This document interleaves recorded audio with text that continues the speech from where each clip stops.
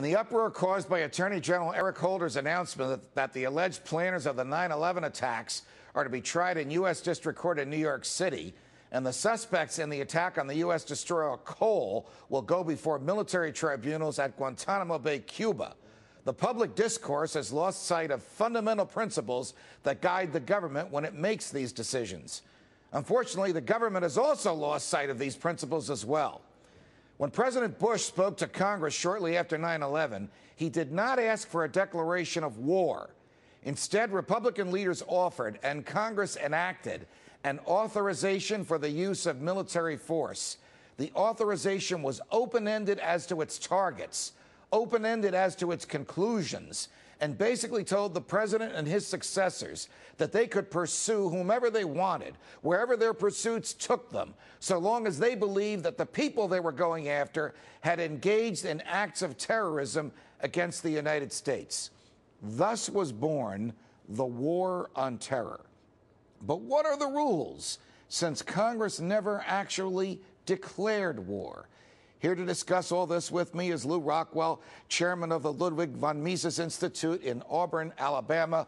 Lew, it's always a pleasure. Welcome back to Freedom Watch. Judge, great to be with you, and what a wonderful op-ed you had in the L.A. Times. Well, you're exactly on this point. You're very good to come here to comment and chat about it, Lew, and thank you for your thoughts.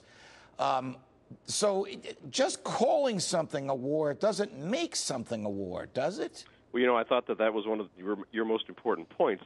Indeed, we've had this for quite an unfortunate trend for a long time, the war on poverty, the war on hunger, the war on illiteracy.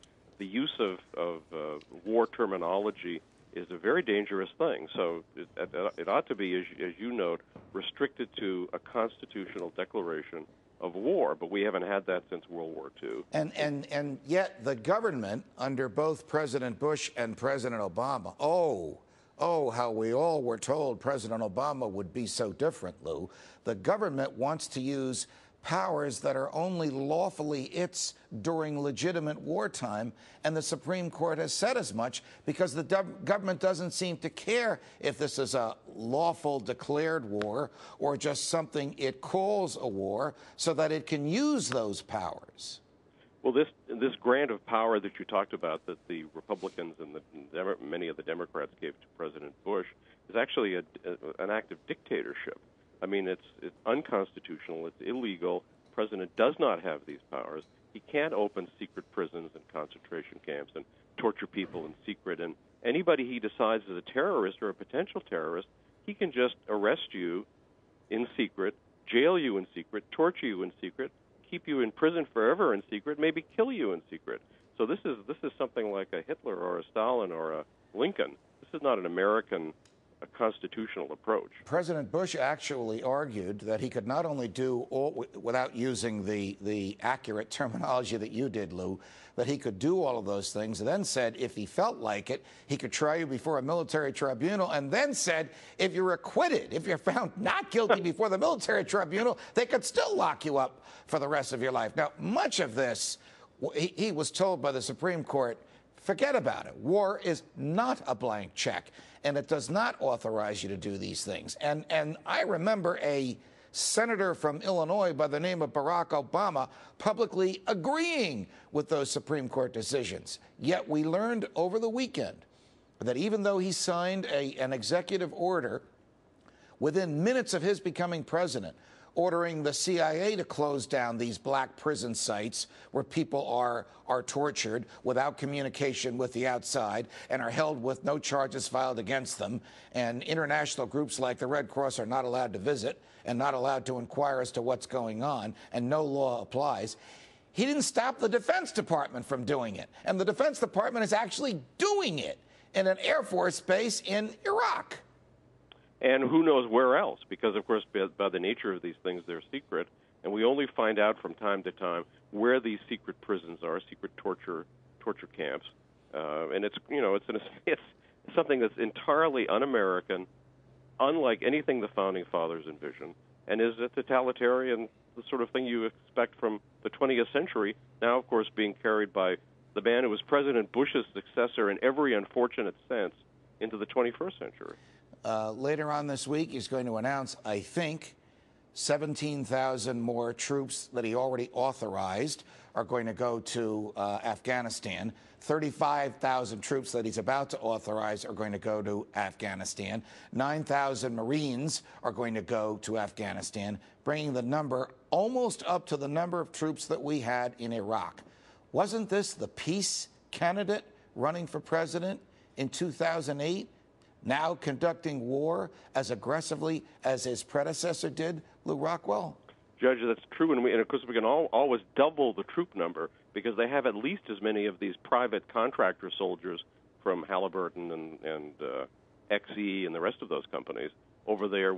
So there are actually they do this in part to fool the American people into thinking that the number of troops is actually smaller than it is. They have vast numbers of troops in Iraq and Afghanistan. He's absolutely going to do a Johnson, apparently. He's going to copy Lyndon Johnson, vastly escalate this war. And he looks to me like he's trying to destabilize Pakistan so that there's an excuse to go in there. He apparently wants to bomb Iran. This is very, very bad stuff. Why does the government love war? And why won't it even, since it's in love with war, fight it lawfully by asking for a legitimate congressional declaration of war? Are the Democrats that run the White House afraid that maybe the Democrats in the Congress won't declare war? Well, that might be, but they don't want to be restricted. So that if everything is vague, everything is like a cloud, and they feel they can do anything they want, and they love war because all of a sudden, for example, disagreeing with the government is unpatriotic. You're a horrible guy if you're disagreeing in wartime. What, you're not supporting the troops? You're not for extra troops in Afghanistan?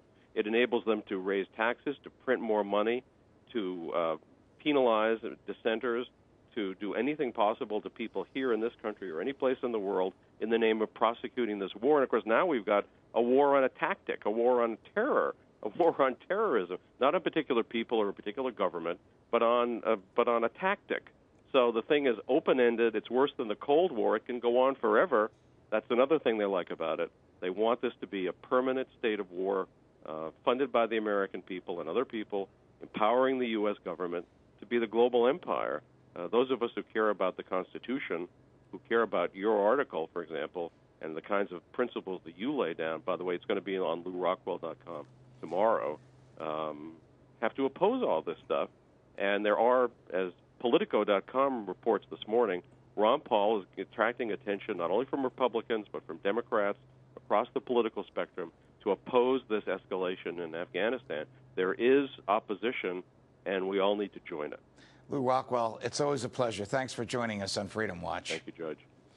You can catch today's show on foxnews.com/Freedom Watch and on Sirius 145, XM 168, or online at foxnewstalk.com at 6 p.m. Eastern on Saturdays. From New York, defending freedom. Until the next time, stay free, America.